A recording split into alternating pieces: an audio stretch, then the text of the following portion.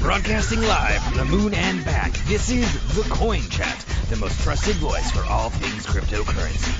Each week we dissect an important issue and cut through the noise and misinformation out there in the world of blockchain, cryptocurrency, and ICOs, capturing the facts that truly matter to you that will give you an edge in this fast-moving emerging market.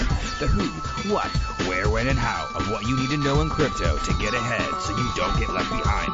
Now here are your co-hosts, financial and crypto experts Yuri Cataldo and Steve Good. Hey, this is Steve Good on the Coin Chat. Along with Yuri Cataldo. And we're cutting through the noise and misinformation to tell you what truly matters.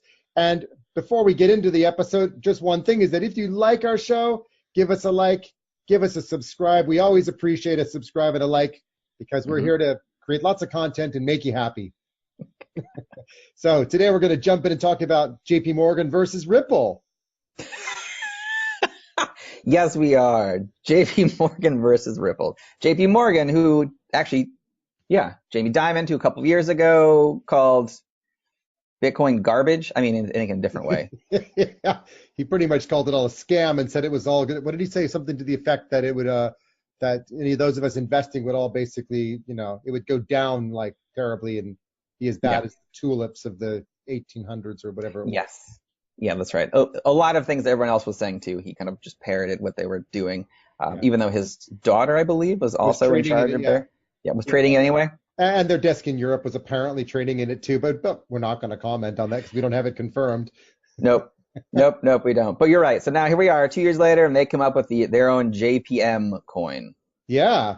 Or what they're calling their JPM coin, which is very interesting. It is. I've been doing my research on it, trying to figure out exactly what it does. And I think, as I said to you before we got on the show, I kind of think I worked out what it is in the simplest possible way. It's a redeemable coupon, meaning that it's a non-fungible item. It's unspendable. So I could send you, 1 million JPM coins if I had $1 million in my bank account. And in the process of sending you $1 million, you'd receive 1 million coins in your wallet. And those coins would just be, a redeemable coupon that says, hey, at some point in the future, if I want to send or receive more dollars represented by JPM coins, then I could buy and sell or send or receive them all I like any time of the day, night and day, weekends and evenings and all the rest, which is great because, people want to be able to do banking on the weekend and don't want things to be shut down. So this is for them. I mean, their website says it's all about institutional investors. It's all about a stable coin. And it's all about really transacting between parties within their own organization. And interestingly, it's really just North America in dollars because, one of the things you and I spoke about beforehand was, well, what happens if I'm sitting in Japan and I want to send somebody $1 million? And the answer would be, well, what if I send you, $100 million and there's not enough liquidity in the Japanese JPMorgan to back it? Right. So I think that's why they've just focused on one country first, because all the assets are there and it's really easy to say that the assets are backed because it's all contained within one country. I think it gets more complicated for them when they start doing intercompany transfers and having to make sure the assets are actually backed in the country where it physically sits. Right. So makes sense. For me, what they're doing is, so JPMorgan is implementing a blockchain to enable fast transaction using a coin to represent the transaction taking place, but in the background, the money may or may not have moved at all. It could all be centralized in one place. And they're just like markers in your account that says, hey, you have 1 million coins. That means you have $1 million. Or you have 10,000 coins, therefore you have $10,000. And you can redeem these coupons for real cash at any point for withdrawal, or you can send these tokens or coins on to someone else at your leisure any time of the day or night. That's, to me, what they're trying to do. Very, very simplistic way to look at it, but certainly it's a logical starting point. It is. And they're not the only ones who are doing this. Apparently at the same time now, like Signature Bank has been working on one, HBC, Santander, and Banco Santander in Banco Spain. Santander, that's right. Yeah. And Santander. Citibank tried it back in 2015 as an experiment and didn't roll it out. Yeah. They did some experiments with it. So here's the thing. Why is everyone asking about, is this going to compete with Ripple? Well, because it's supposed to be what Ripple does. So Ripple is supposed to do the transaction of bank to bank. I But don't that's not what this does. No, because this is interbank, right? So this is Yes. inside JPMorgan only. So for me, Ripple is completely different, and I'm sure the CEO will love me for saying this because he's been fighting people publicly on this, and we'll have to tag him and let him know. So Right. what I see, Ripple is particularly focused on the transfer between banks, interbank transfers, and specifically targeting the Swift messaging platform. So the whole Swift messaging is all about the different types of transactions that you can do for banking and payments, of which there's thousands of different types of banking transactions, believe it or not, just absolutely enormous amounts of codes. They refer to these codes as MT, M for mouse, T for tango.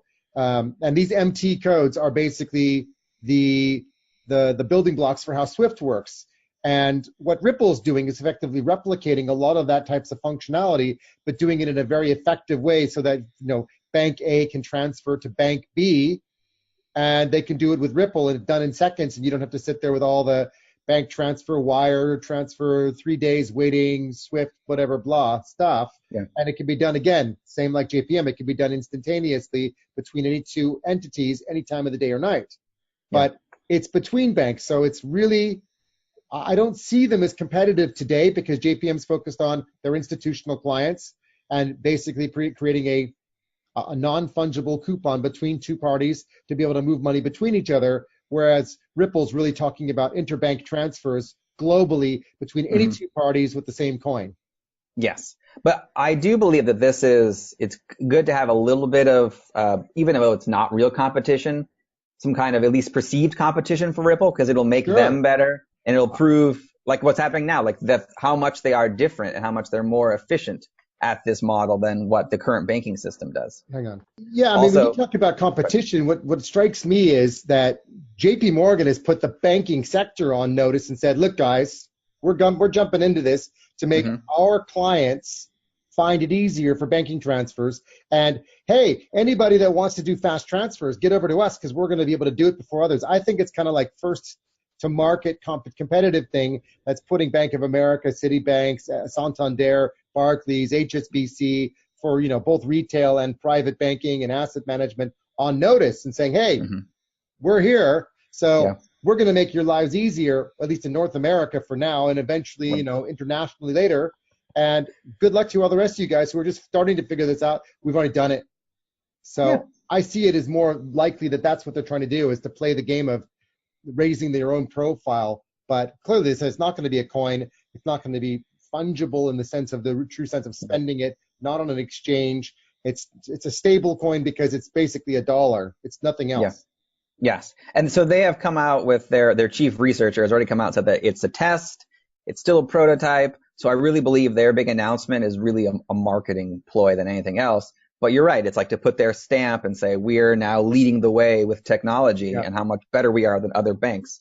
Yeah. But you're right. Other than that, it's not much of anything else. I mean, the only disadvantage I would say for Ripple is the fact that they're not a stable coin.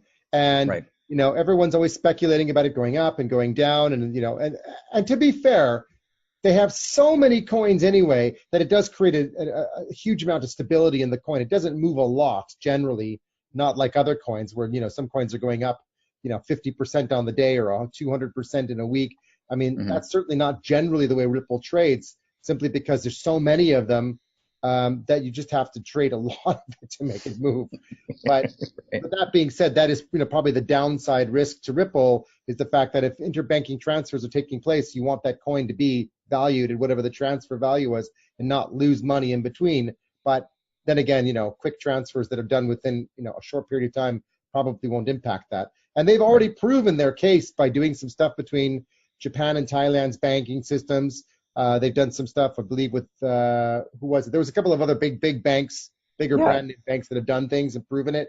So they've got 200 different banks right now using their system. Right, exactly.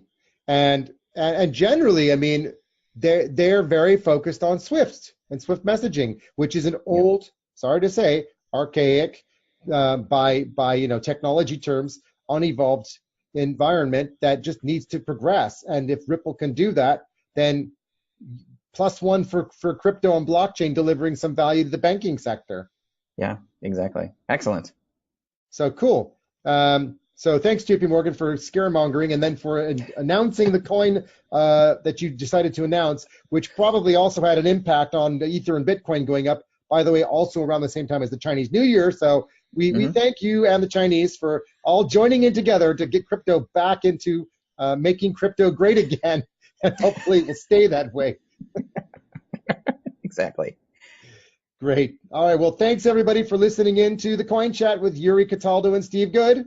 We're always here to tell you what's happening in the world of crypto. Don't forget to give us a like and a subscribe, or just hit that little bell, and don't forget to let us know that we're Don't forget to let us know. Don't forget to hit the, what am I trying to say? Hit the bell.